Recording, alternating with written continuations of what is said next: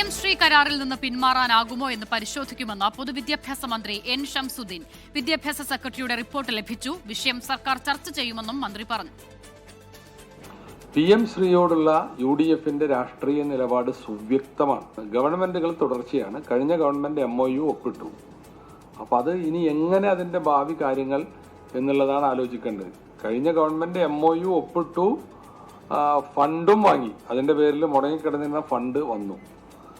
അപ്പോൾ പിന്നെ എന്താ അവർ ചെയ്തത്? അന്ന് വിവാദമായപ്പോൾ ഒരു മെസ്സേജ് കൊടുത്തു, കെപ്റ്റ് ഇൻ അബയൻസ്, തൽക്കാലം എന്താ പറയുക, നിർത്തിവെക്കുക എന്നുള്ള ഒരു മെസ്സേജ് കൊടുക്കുക മാത്രമാണ് ചെയ്തത്. അതുകൊണ്ട് ആ കരാറിന്റെ ഭാവി എന്താണ്? ഏകപക്ഷീയമായ അതിലൊരു കക്ഷിക്ക് കരാറിൽ നിന്ന് പിൻവാങ്ങാൻ സാധിക്കുമോ? ഇതൊക്കെയാണ് നമ്മൾ പരിശോധിക്കേണ്ടത്. ഏതായിരുന്നാലും ഇന്ന് റിപ്പോർട്ട് സെക്രട്ടറി തന്നിട്ടുണ്ട്. ഞാനത് പരിശോധിക്കാൻ സമയം കിട്ടിയില്ല.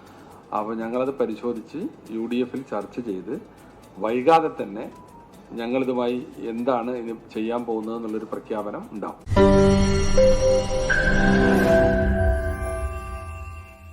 ലോകത്തെവിടെയായാലും ഏത് സമയത്തും 24 വാർത്തകളും ഓഗ്മെന്റഡ് റിയാലിറ്റി പാക്കേജുകളും എക്സ്പ്ലെയിനറുകളും വിശദമായി കാണാൻ ഞങ്ങളുടെ YouTube ചാനൽ നിങ്ങൾക്ക് സബ്സ്ക്രൈബ് ചെയ്യാം.